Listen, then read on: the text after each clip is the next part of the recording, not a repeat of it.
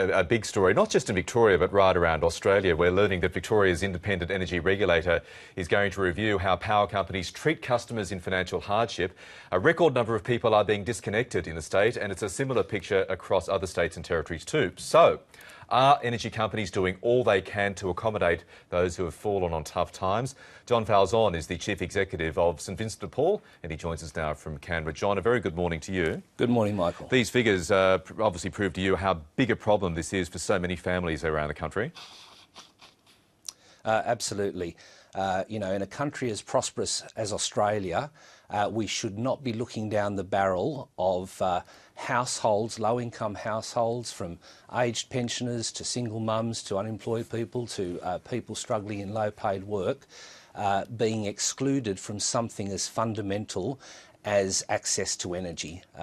It just beggars belief that in the 21st century we should be experiencing this level of people being cut off from essential energy in their households. And what do you put down as the reasons? Obviously, a lot of families are suffering hardships for whatever reason. How much of it do you sheet home the blame to power companies for increasing the bills? Look, energy is accessed through a market mechanism in Australia. Our simple message is this: governments must do what markets cannot. Markets are very good at producing profit, but not so great at guaranteeing access, particularly for families experiencing hardship. And so we'd ask for three things. First of all, that a strong regulatory framework is in place so that companies are bound to do the responsible thing with people who are unable to pay their bills, rather than jumping to the point of disconnection. So we want a strong set of protections for vulnerable households. Secondly, there's a mishmash of concessions across the jurisdictions at the moment.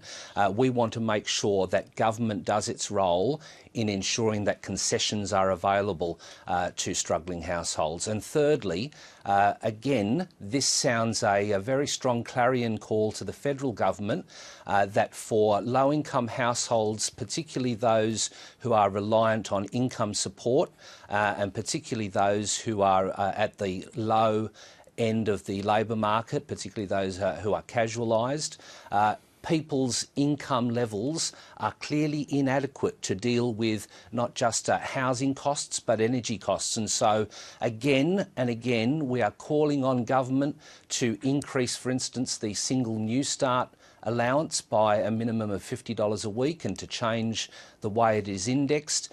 We are calling on government to certainly walk away from the idea that the minimum wage or that penalty rates should be undermined, because this is how it flows through in the lives of struggling households.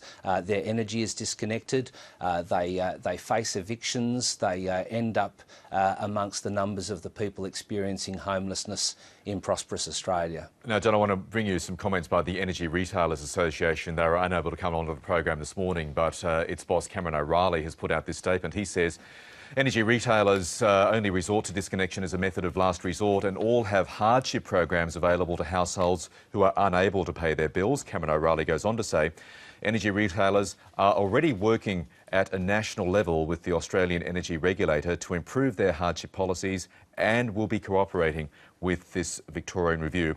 John, are the energy companies, from your perspective, doing enough? Look, we're delighted to be at the table in those discussions as to how the energy companies can in fact tailor their programs to protect people, to prevent disconnections, and to allow people to make repayments in an appropriate manner. So this is a dialogue that our organisation, the St Vincent de Paul Society, and others who are at the coalface of hardship and inequality in Australia are very happy to have with those companies, to make sure that they reach the very highest standards of protections and fairness for struggling households. OK, John Falzon from St Vincent de Paul, thank you very much for your time this morning. My pleasure. Thank you, Michael.